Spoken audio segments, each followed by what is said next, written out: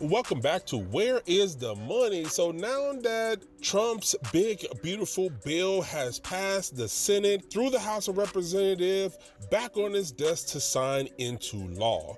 So let's talk about what that looks like. So a lot of people got their opinion about if this is good for the middle class, for the working class. Is it going to hurt the economy? Is it going to hurt the middle class? Is it going to raise inflation? Is it going to help the middle class? What is it looking like from the economy aspect of it? What is the Medicare cuts look like? So there's a lot of different stuff floating around and a lot of concerns. So let's start digging through some of this. All right, y'all. So Congress just passed Trump's big, beautiful bill. And whether you're retired, raising kids, working doubles, or still paying off student loans, this thing is going to hit everybody.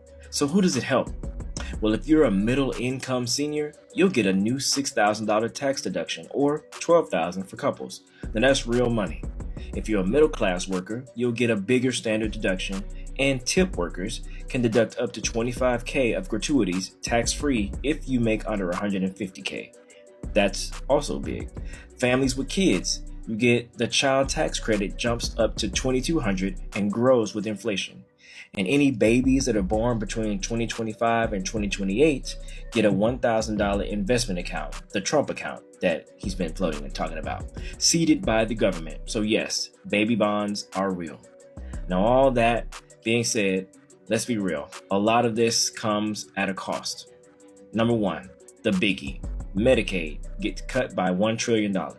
17 million people are projected to lose coverage because you now have to prove you're working or in school 80 hours a month or risk getting dropped.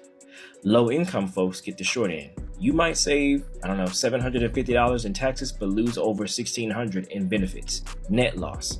And if you're struggling already, this bill ain't gonna help. Non-citizens can't claim the child tax credit anymore, even if their kids are U.S. citizens. College students, Biden's student loan forgiveness programs and all that, gone. New repayment rules are stricter, and loans can drag on now for 30 years.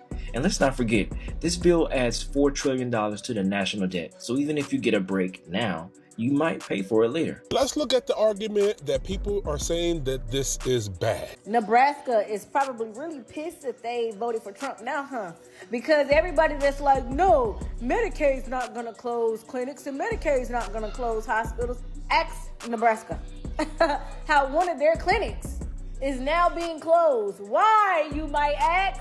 Because of Medicaid cuts. Because of Medicaid cuts. And that's just the first to downfall publicly. Imagine all the small ones that's going to close without the public knowing. But listen, I'm trying to tell you, it is about to get real ugly in America.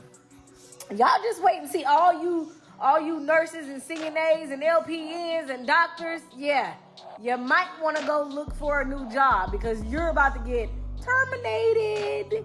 Thanks to Trump. Go thank your president. Okay. I hear what they're saying. And what about the Medicare piece of it? The Medicare cuts. Is that really going to affect millions of senior citizens, people on Medicare, people that need Medicare, that's low income? What does that look like? Some people feel like they shouldn't have to pay extra tax in order to go to programs to help people for them to do nothing. Is a common argument from the Republican side. But what about a real world example? A low income single mother with 2 kids that is working maybe not enough hours because under the new bill, I guess they got to prove with paperwork that they're working enough hours to stay on Medicaid, assuming that they don't get kicked off like of millions of other people just from the overall cuts in general. How many of you know Jessica, that single mom of 2, right? She's 32 years old. Jessica, she works a full-time job at a nursing home in Kentucky, making about $28,000 a year. It's not a lot, but it's enough to get by. Her kids, 5 years old, 9 years old, right? They're covered by Medicaid. It helps her cover her birth control, regular checkups, and asthma meds.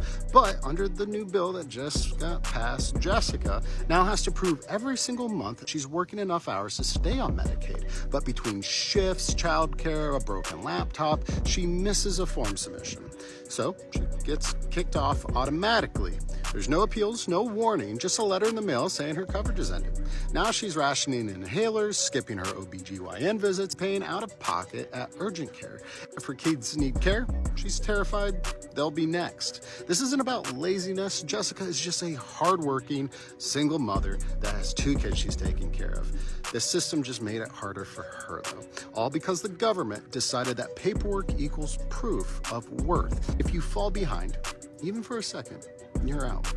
That is what the Trump administration has just done to millions of people just like So Jessica. what do you think? Do you feel like this is a good thing for the middle class? Is a good thing for our economy right now? Or do you feel like it's going to devastate the economy? It's going to devastate the struggling Americans that's barely surviving as it is. And this is all bad for the middle class. Put your comments below. Let's talk about it. This is Where is the Money? Talk to you soon.